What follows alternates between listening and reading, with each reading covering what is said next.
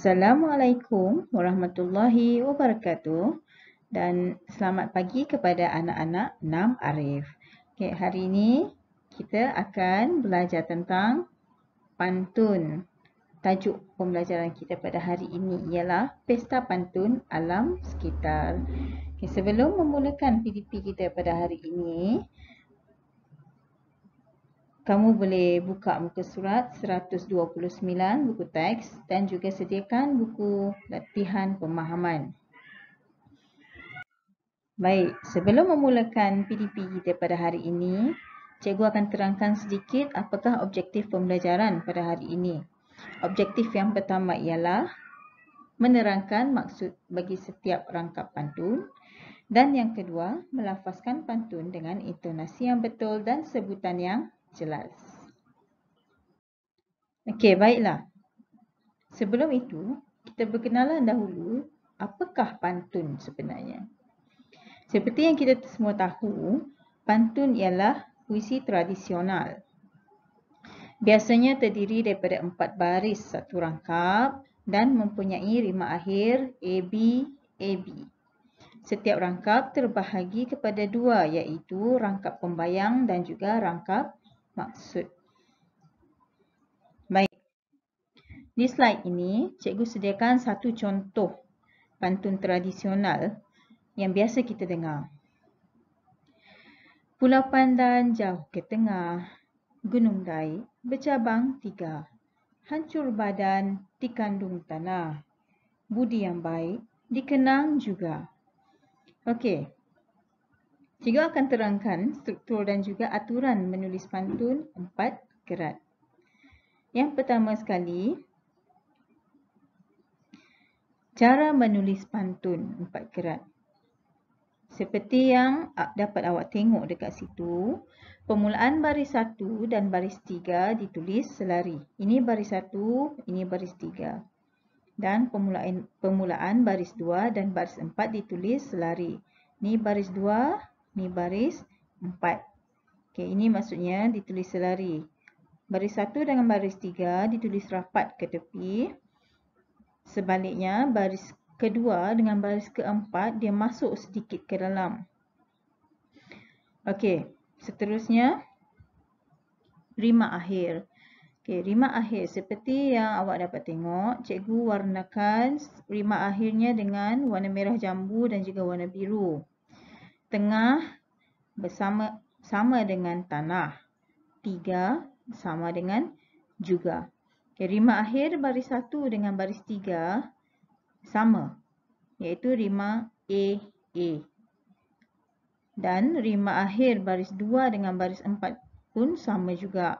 B, B. Jadi A, B, A, B. Okey, seterusnya.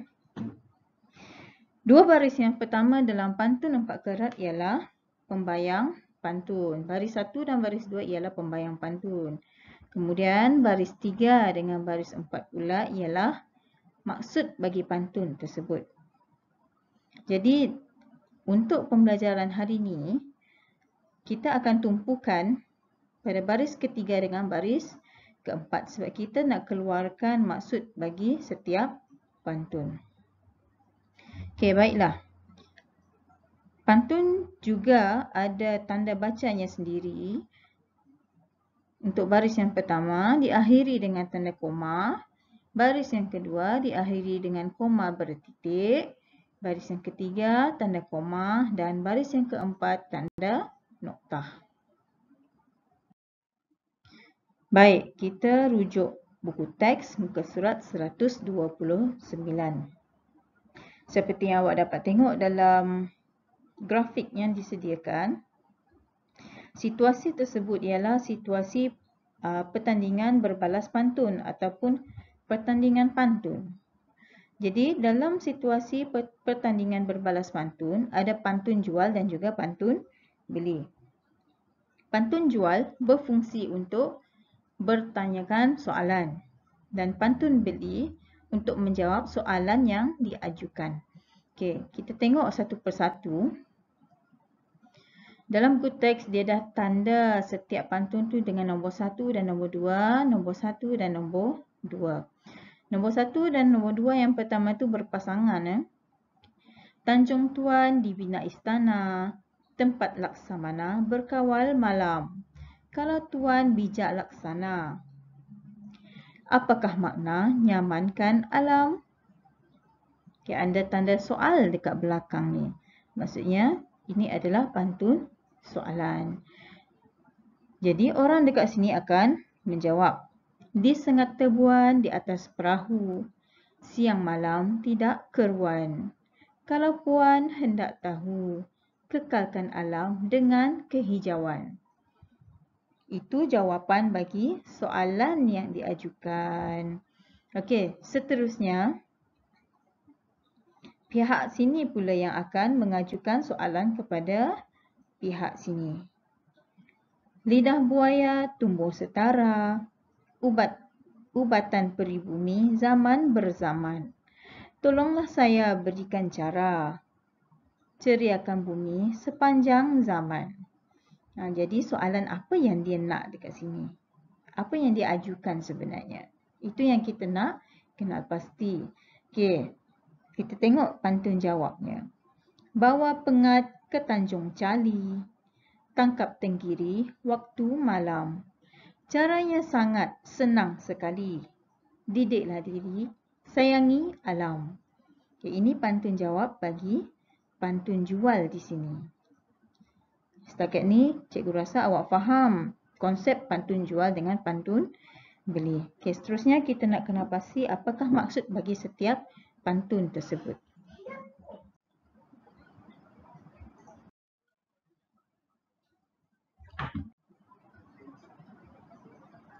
Okey, kita masuk kepada bagaimanakah caranya kita nak kenal pasti maksud bagi setiap rangkap pantun.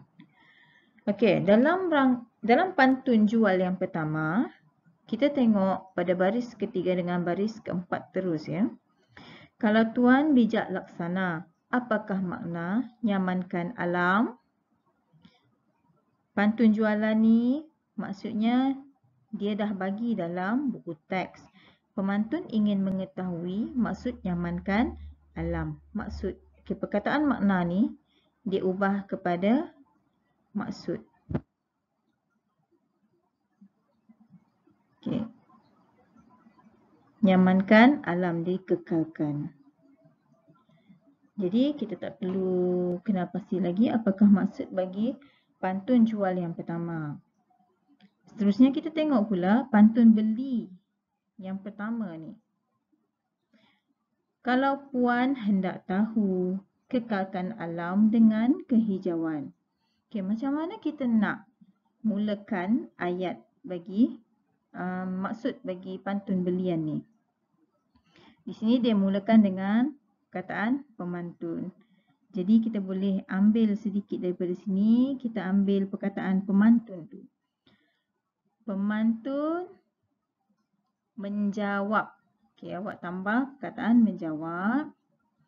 Jadi awak ambil yang ni.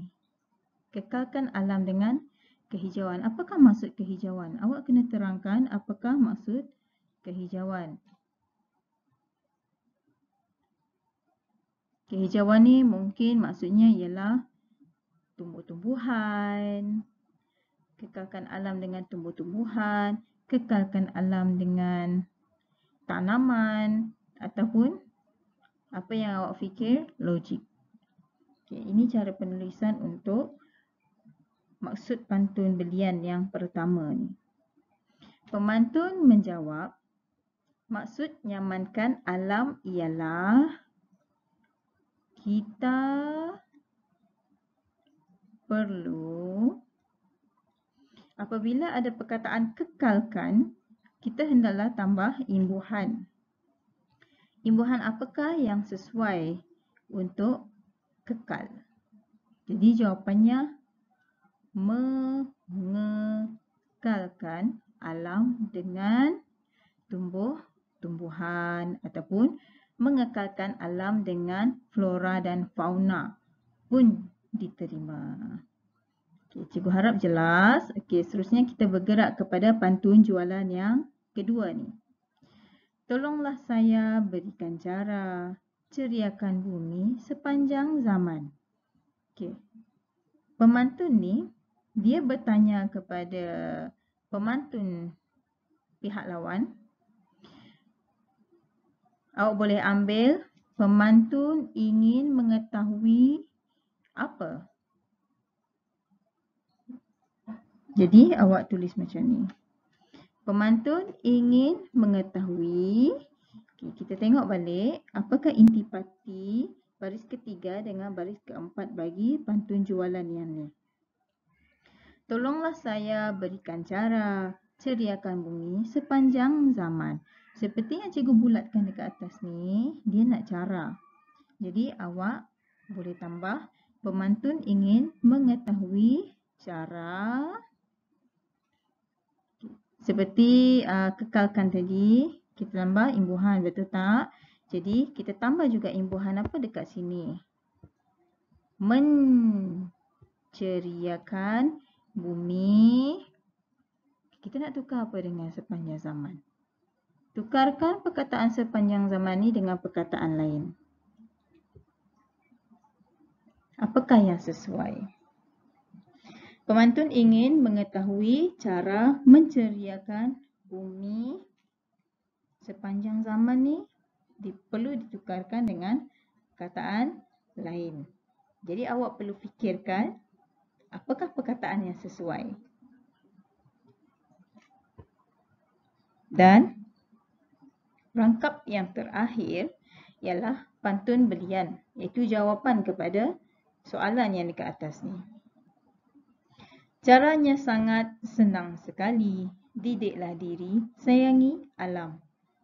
Jadi, kita tiru balik cara kita menjawab pantun belian. Pemantun menjawab, cara untuk menceriakan bumi ialah apa? Okey. Pemantun menjawab, cara untuk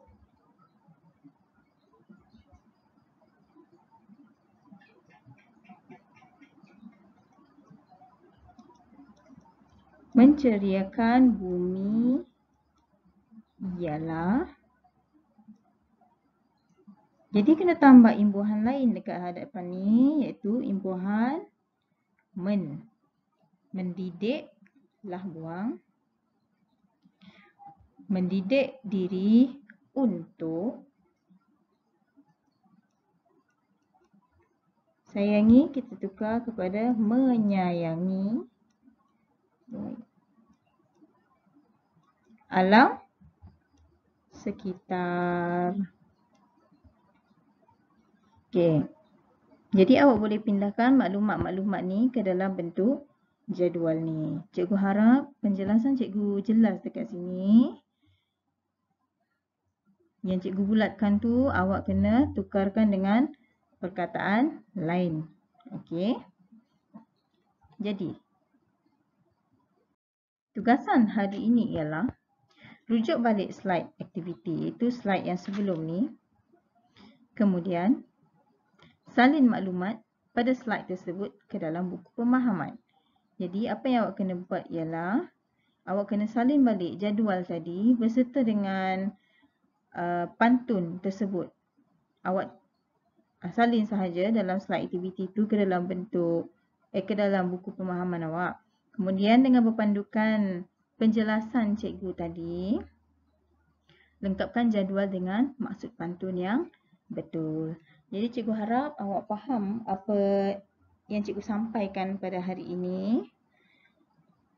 Jadi jika sekiranya ada apa-apa soalan, awak boleh PM cikgu secara personal melalui Telegram ataupun WhatsApp. Okey, sekian itu sahaja pembelajaran pada hari ini. Assalamualaikum warahmatullahi wabarakatuh. Selamat menyiapkan tugasan.